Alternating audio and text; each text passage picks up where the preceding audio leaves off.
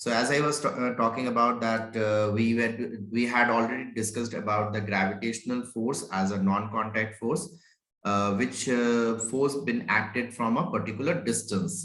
Then we had discussed about electrostatic force, which also acts from a distance, where we know about this thing that the force used to act due to the charges, then that is called to be as the static forces or electrostatic forces, where we had studied about the attraction and repulsion between the like and unlike charges.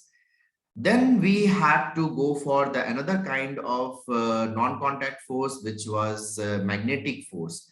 So magnetic force is a kind of force which used to act due to the attraction and repulsion caused due to the magnetic field or the magnetic attraction. So magnets do have a specific nature that it can attract some of the magnetic materials or ferromagnetic materials. So that we used to observe over here. Now, see students, when we are studying about the magnetic force, then it is the force which used to act only for a specific condition. Or when we talk about electrostatic force, then also it works for a specific condition. And gravitational force used to act for any kind of body whichever do have a mass. And all these forces which we had studied, that they are non-contact forces. So it means that they can act from a distance. So these things were known facts. We had already understood about these things in our previous classes also. So it's a not new thing for us.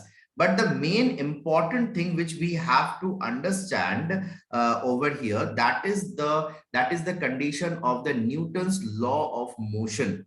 When we are discussing about the Newton's law of motion, देखो हम लोगों ने जो अब तक जो पढ़ा है फोर्सेस के बारे में, कांटेक्ट और नॉन कांटेक्ट फोर्सेस, या फिर जो क्लासिफिकेशन हम लोगों ने किया था forces as a balance and unbalanced forces, उन सब के साथ साथ हम लोगों को रिलेट करना पड़ता है न्यूटन्स के लॉ को भी, क्योंकि न्यूटन के लॉ डायरेक्टली फोर्स को रिलेट करते हैं और फोर्स से कई सारे इम्पैक्ट्स वहां पर हम लोगों को ऑब्जर्व होता है। क्लास 9th में हम लोगों ने डिस्कस किया था न्यूटन के तीनों लॉ, और उन तीनों लॉ को यहाँ पर भी यूज करना है। ऐसा नहीं है कि 9th में जो हम लोगों ने पढ़ लिया उसका फिर हम लोगों को आगे यूज नहीं करना है, तो उसका यूज भी हम लोगों को यहाँ पर देखना है।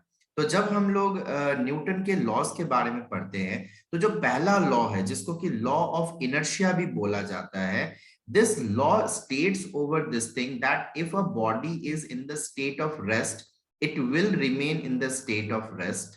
If a body is in motion, it will remain in the uniform motion until and unless any external force is not been applied over there.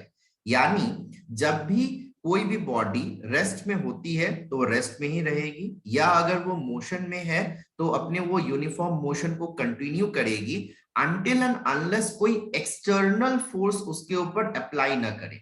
अगर एक्सटर्नल फोर्स उसके ऊपर अप्लाई करती है, then we do observe then that an effect used to cause, and due to that effect only we observe that the body which was at the state of rest, it can be converted to in motion, and the body which was earlier in motion, it can be brought to rest. So these are the things which we need to remember. So this was the Newton's first law. I hope that you all remember this one from class 9. Now over here we are discussing about the Newton's second law. So Newton's second law is also a very important law regarding to force. अब यहाँ पे force के साथ इसको अगर हम लोग relate करते हैं तो काफी इंपॉर्टेंट हो जाता है। Why? Because Newton's second law help us to derive the formula of force. हम लोगों ने क्लास 9th में पढ़ा था कि फोर्स को डिराइव जब करते हैं, तो फोर्स को डिफाइन करने के लिए या उसके फॉर्मूला को डिराइव करने के लिए हम लोगों को न्यूटन के सेकेंड लॉ की रिक्वायरमेंट होती है। सो न्यूटन के सेकेंड लॉ में क्या बताया जाता है? So according to Newton second law, we used to study और we used to understand this thing that the amount of force applied on a body is directly proportional to the rate of change in momentum of the body. इसको थोड़ा सा हम लोग आगे discuss करेंगे, हम next part में इसको थोड़ा सा एलॉबोरेट करेंगे, क्योंकि ये एक इंपॉर्टेंट फैक्टर है। तो आउट ऑफ जैसे देखो तीनों ही लॉज काफी इंपॉर्टेंट है, first law, second law, third law, तीनों ही लॉ अपने अपने जगहों पर काफी इंपॉर्टेंट है।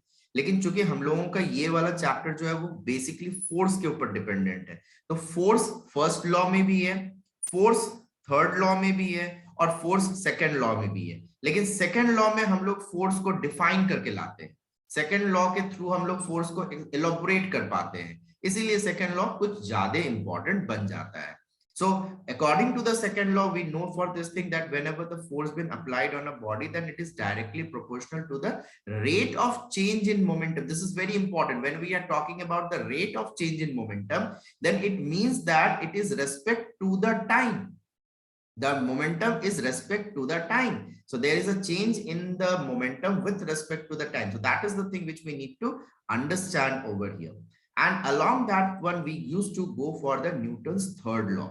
हम लोग इसी के साथ न्यूटन के थर्ड लॉ में चले आते हैं, where we do experience this thing that whenever there is a force been applied on a body, then the body also receives an equal and opposite amount of force from the opposite direction.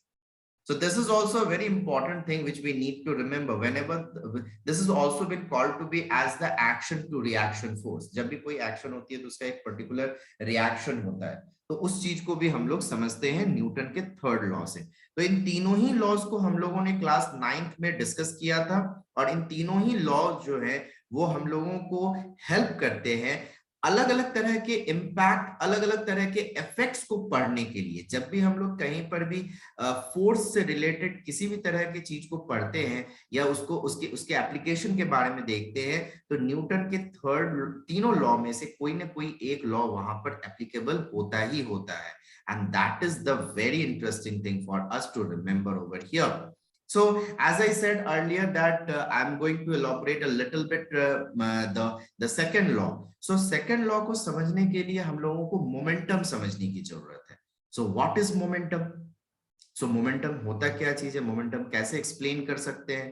तो देखो, जब हम लोग momentum के बारे में पढ़ते हैं तो मोमेंटम एक इफेक्ट है, एक सिचुएशन है जो कि हम लोग एक्सपीरियंस कर सकते हैं किसी भी बॉडी के पास, जो होती है हम लोगों के आसपास ही मौजूद है। अगर हम लोग किसी भी बॉडी को एक्सपीरियंस करते हैं, किसी भी तरह की चीज को हम लोग एक्सपीरियंस करते हैं जो हम लोगों के आसपास है, वहां पर हम लोग देख सकते हैं कि मोमेंटम एक इंपॉर्टेंट फैक्टर के रूप में काम करता है। और ये मोमेंटम को हम लोग जब कैलकुलेट करते हैं, ये मोमेंटम को जब हम लोग कैलकुलेट करते हैं तो हम लोग एक्सपीरियंस करते हैं इसके कुछ बहुत ही इंपॉर्टेंट फॉर्मूले। क्या क्या फॉर्मूला है? तो सबसे पहले जब हम लोग मोमेंटम को एक्सप्रेस करते हैं तो उसको हम लोग दिखाते हैं as a product of mass and velocity.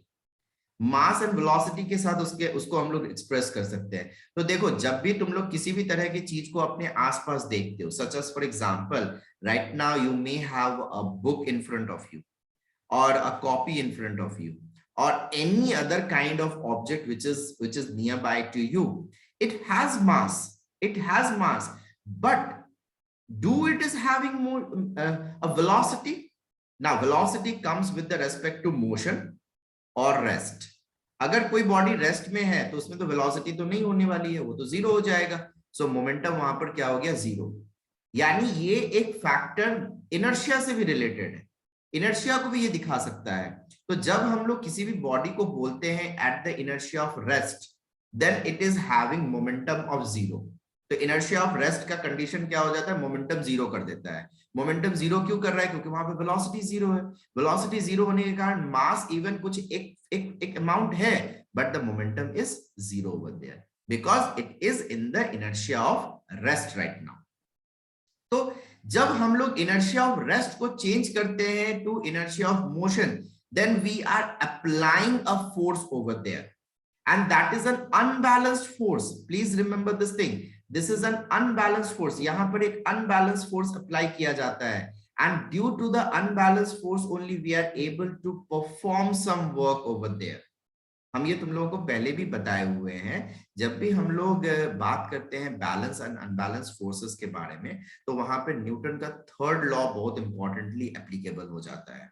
मान लो जैसे कि फॉर एग्जांपल अभी हम लोगों ने न्यूटन के थर्ड लॉ को समझा था फिर से, जहां पर कि हम लोगों ने डिस्कस किया कि whenever we are exerting a force on a body, then the body also exerts an equal and opposite amount of force. तो ये हो जाता है न्यूटन का थर्ड लॉ। तो इसके बेसिस पर अगर देखते हैं, सपोज मान लो there is a box on the floor and you need to push it, तुमको इसको पुश करना है, and to push it you are exerting 20 Newton of force, and against to that 20 Newton of force, suppose the box or that table, whatever that one is, it is also exerting 20 Newton of force in the reverse manner. What will happen? You will not be able to dislocate this table. तुम इस table को move ही नहीं करवा पाओगे, तुम इस table को हटा नहीं पाओगे. When you can be able to move it, when you are able to exert more force than its capability.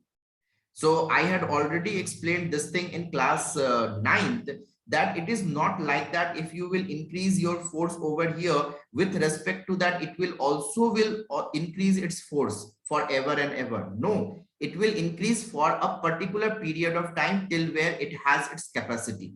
Such as, for example, earlier you were exerting 20 Newton of force, now you had exerted 30 Newton of force. Now this body is capable, this body is more enough, then it will exert 30 Newton of force and it will create a balanced situation. But suppose, for example, you had brought your friend or you had called your friend and your friend are exerting 30 Newton both. Now this box was having a capacity of maximum 50 Newton of force. इस box की अपनी strength यानी उसके मास के basis पर वो maximum 50 Newton of force he apply कर सकती थी. So over here you are exerting 60 Newton of force this side, and the box can push you back with 50 Newton of force. Then there comes an unbalanced force. यहीं पे एक unbalanced force आ जाता है, और इसी unbalanced force के वजह से हम लोगों को वहां पर एक मूवमेंट दिखेगा. The box will move backward. The box is going to be backward, and that is the net force. इसी को हम लोग यहाँ पे कहते हैं net force. So net force क्या होता है? नेट फोर्स को हम लोग कैसे डिफाइन कर सकते हैं? So technically it is been said to be as the net force is used to be directly proportional to the rate of change in momentum. ठीक है, ये हम लोग ऑब्जर्व करते हैं कि जो नेट फोर्स अप्लाई की जाती है, नेट फोर्स फिर से बता रहे हैं, जो अनबैलेंस फोर्स है जिसके पास कैपेबिलिटी होती है एक रिजल्टेंट एक्शन प्रोवाइड करने की, उसको हम लोग कहते हैं नेट फोर्स. तो अभी जैसे कि बताए थे कि बॉक्स जो है वो 50 न्यूटन का फोर्स एक्सर्ट कर सकता है according to its strength, but तुम यहाँ पे 60 न्यूटन का फोर्स एक्सर्ट कर रहे हो on the body. Because of this, you are experiencing that you are in the higher end. तुम्हारे पास ज्यादा फोर्स है, so you can be able to push this box a little bit to the back side with your extra 10 Newton of force. So over here, you can push it a little bit only because there is only difference of 10 Newton of force. But suppose for example, instead of 60 Newton, if you are capable to exert 80 Newton of force, then instead of 10 Newton, you are having 30 Newton of extra force. And due to this net force, you can make this box move very easily. And that is only the relation which we are experiencing over here, that the force is directly proportional to the rate of change in momentum. तो जो force होता है वो momentum के साथ एक particular time period में apply किया जा सकता है with respect to the force. अगर हम लोग force को बढ़ाते हैं तो हम लोगों को ये ऑब्जर्व होता है कि जो मूवमेंट जो बॉडी में जो मोमेंटम है वो भी ज्यादा से ज्यादा हो सकता है. It is the similar condition when you are riding your bicycle. अगर तुम ज्यादा फोर्स से अपने साइकिल में पैडलिंग करोगे तो तुम्हारा रेट ऑफ मोशन ज्यादा होगा. अगर तुम स्लोली उसको पैडल करोगे तो वहां पर रेट ऑफ मोशन वहां पर कम होगा. बस यही बेसिक सी बात है, और इसी बेसिक से बात के ऊपर हम लोग इसको इक्वलाइज करके लेकर आते हैं. अच्छा, हम लोगों ने ये पहले भी पढ़ा हुआ है, हम लोगों ने क्लास 9th में ही इस चीज को पढ़ लिया था कि force is directly proportional to the rate of change in momentum upon time. And over here, to remove this directly proportional sign, we have to bring one equals to and a proportional constant, and that is F is equals to K delta P by delta T, and that is the delta, this K is constant. This K is constant and having a value or the magnitude of 1. Hence, we have net force is equals to delta P upon delta T. But again, over here, when we are writing it as delta P, means delta momentum, it doesn't mean that it is delta mass with delta the velocity. Because if I'm writing delta mass, then it means that the mass is in variable situation. And we know this thing that mass is a scalar quantity on the earth in the normal situation. So that is why we used to express it in this way, where we are writing it motion, the mass delta V. So delta V is representing the change in velocity upon change in time. And as we had already understood it in our previous class, if I split this particular quantity, then what I will get? It is mass into acceleration. Because if you remember, we had discussed this thing, the rate of change in velocity is called to be as acceleration. And hence this column is showing the rate of change in velocity, and that has been expressed as in the form of a acceleration. So F is equals to mass into acceleration. So that is the thing which we had used to express the formula of the force calculation. तो जो force का calculation है उसको हम लोग calculate करने के लिए ये लेकर आते हैं. तो हम लोगों के पास फोर्स के कैलकुलेशन का जो फॉर्मूला बनता है वो क्या बनता है? Force is equals to mass into acceleration. And over here, you please remember this thing. Force is a vector quantity, mass is a scalar quantity, and A is a scalar quantity. And like that, when we go for its unit, जब हम लोग इसके unit पे जाते हैं तो हम लोगों को मिलता है 1 न्यूटन का वैल्यू, जो कि फोर्स के साथ आता है. तो फोर्स का यूनिट क्या हो जाता है? 1 न्यूटन. और फिर जब इसके जो कंपोनेंट्स हैं, मास और एक्सेलरेशन, इनका यूनिट जब डालते हैं तो ये आ जाता है 1 kg with 1 meter per second square. And if you remember in class 9th we had already discussed this thing. अगर तुम लोगों को डिफाइन करना हो 1 न्यूटन ऑफ फोर्स, अगर 1 न्यूटन ऑफ फोर्स को डिफाइन करना है तो इसको कैसे डिफाइन कर सकते हैं? We can say it like this thing. 1 newton of force is the amount of force which used to be exerted on a body of a mass 1 kg, which makes it to accelerate with a value of 1 meter per second square. Or 1 newton of force is the amount of force which can cause an acceleration of 1 meter per second square on a body of mass 1 kg. So like this, you can define the quantity. So these were the things which we had already understood in our previous class, but in this class, you need to remember about all those things. Now, again, as I said earlier, that when we are studying the second law, when we are studying the Newton's second law of motion, then it is very, very important for different quantities. So one of the quantity which we need to express over here, that is the relation between the different things. We know for this thing that the force is equals to mass into acceleration. Now, with respect to all these three quantities, where F represents for the force, M represents for the mass, and A represents for the acceleration. So if we are relating all these things, then we are expressing, or we can express the quantities in this particular form. तो हम लोग यहाँ पर देख सकते हैं, जैसे कि देखो, अगर हम लोग इसी फॉर्मूला को अगर हम स्प्लिट करते हैं तो हम लोग लिख सकते हैं, so mass is equals to force upon acceleration. ठीक उसी तरह से acceleration is equals to force upon mass. तो ये सब इसकी एक फॉर्मूला है और इसके रिलेशंस यहाँ पे निकल कर आ सकते हैं. तो रिलेशन कैसे कैसे निकल कर आते हैं उसको देखना है. तो यहाँ पे ध्यान से समझो, अगर हम लिखते हैं force is equals to mass into acceleration, और इससे अगर हम आगे लिखते हैं mass is equals to force upon acceleration, force upon acceleration. तो ध्यान से समझो इस चीज को. मास जो होगा वो डायरेक्टली प्रोपोर्शनल हो जाएगा फोर्स के, जहां पर कि मास जो हो जाएगा वो इनवर्सली प्रोपोर्शनल हो जाएगा एक्सेलरेशन के. ये एक रिलेशन है, इस रिलेशन को समझने की जरूरत है. ठीक उसी तरह से अगर हम लोग आगे लिखते हैं acceleration is equals to force upon mass, तो इसका मतलब ये हो जाएगा कि acceleration will be directly proportional to the force which we had understood. जितना ज्यादा फोर्स लगाएंगे उतना ज्यादा एक्सेलरेशन होगा फॉर अ कांस्टेंट मास. सो अगर हम लोग दूसरी तरफ देखते हैं तो acceleration will be inversely proportional to the mass. Acceleration जो होगा वो इनवर्सली प्रोपोर्शनल हो जाएगा मास के। और इसी चीज को हम लोग यहाँ पर ग्राफिकली रिप्रेजेंट कर रहे हैं।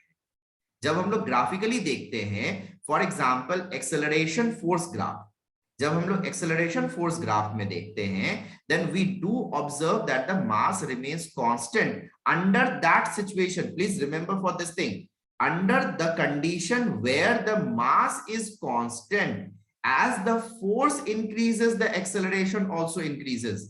जैसे जैसे फोर्स बढ़ेगा वैसे वैसे मेरा एक्सेलरेशन भी बढ़ेगा। तो तुम लोग इसको सॉरी, तुम लोग इसको ग्राफिकली एक्सप्रेस कर सकते हो, तुम लोग यहाँ पे इसको ग्राफिकली कैलकुलेट कर सकते हो।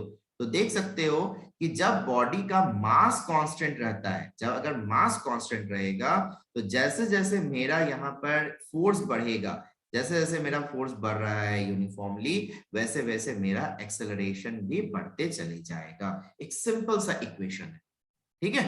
ठीक उसी तरह से अगर हम लोग एक सिचुएशन में चले आते हैं, यहाँ पर जब हम लोग फोर्स और मास के साथ कंपेयर करते हैं, फोर्स और मास को जब हम लोग जब रिलेट करके देखते हैं कि mass is directly proportional to force, उस कंडीशन में अगर हम लोग देखते हैं, at this situation we need to remember that the acceleration will be constant.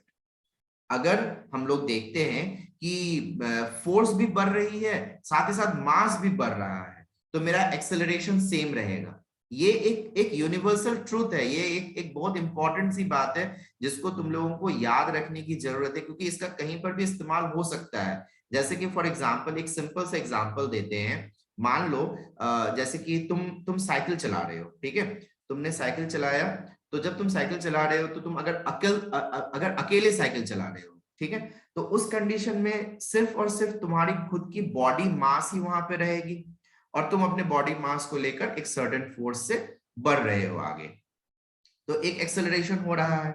लेकिन suppose you had taken your friend also, तुम अगर अपने साथ अपने दोस्त को भी ले लिए, then mass had increased. So if you want to maintain the same acceleration, then you have to increase the force. Hence that is the condition which we are experiencing here.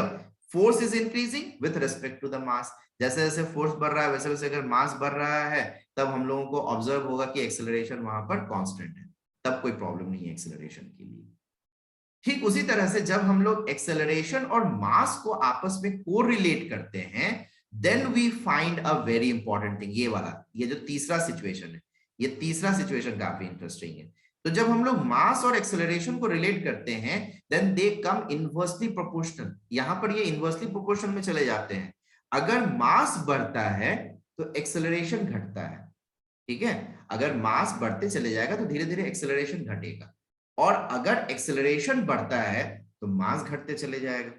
तो ये डिपेंड करता है किस तरह के situation को हम लोग रिप्रेजेंट कर रहे हैं, या किस तरह के सिचुएशन के लिए रिप्रेजेंट कर रहे हैं, इसके बेसिस पर हम लोग उसके इक्वेशन को रिप्रेजेंट कर सकते हैं। अगर मान लेते हैं फोर्स कांस्टेंट है, अगर मान लेते हैं फोर्स जो है वो कांस्टेंट कंडीशन में है, तो उस कंडीशन में जैसे जैसे मेरा मास बढ़ेगा, ये याद रखना, जैसे जैसे मेरा मास बढ़ेगा वैसे वैसे मेरा एक्सेलरेशन डिक्लाइन करेगा, मेरा एक्सेलरेशन वैसे वैसे घटते चले जाएगा, अगर मेरा फोर्स जो है वो कांस्टेंट रखता है। So this is the thing which we need to remember, or which we need to understand with respect to this particular context. Are you all getting this thing? Is there any doubt? Yes, sir. Yes. Sir, if the acceleration will increase, then how will the mass will decrease? Okay. So suppose, for example, it is a hypothetical situation. We haven't yet experienced it in our actual life, but it has been said by Newton only that if a body of a certain mass will gain a speed of light, अगर कोई ऐसे body है जो कि light के speed को gain कर लेता है, लाइट के स्पीड को अगर वो गेन कर लेता है, which is around two 3 into 10 to the power 8 meter per second, इस स्पीड से अगर वो ट्रैवल करता है, then its mass will change. It's, as we know for this thing, that mass is a scalar quantity. It doesn't changes. It remains constant at every place, whether it is inside the earth or anywhere outside of the earth, wherever we used to take, it remains constant. But it has been theoretically been said like this thing that if a body of a certain mass achieves this speed, then only its mass can change down, or its mass can decrease down. So that is only been referred over here, that if it happens somehow that acceleration increases very high, then we can experience that the mass can decrease down. Or in the vice versa, right now we can say as the mass increases, the acceleration decreases down over there. Such as, for example, you can experience for this thing, such as I was explaining for the bicycle one. If you are riding your bicycle alone, so only your mass will be there and you are moving with a certain acceleration. But if your friend is also been included over there, so now the mass has been increased, but the amount of force which you were exerting earlier, that is constant. So under this situation, the new acceleration will be less than to the previous one. So acceleration has been decreased. So it has been understood as in the vice versa form, that as the mass increases, the acceleration decreases. So if it has been said like that thing, that if the acceleration increases, then the mass can also decrease. So that is yet an hypothetical situation, yet to prove. We are not getting its exact value because it is almost impossible for now, or for our technology, to reach to that particular speed. Okay, is it clear? Yes. Okay, so these were the things. So is there any other problem till here? Is there any other problem till here, anyone? Do anyone is having any other doubt till here, till this topic? So these things we had already understood in our class 9th chapter.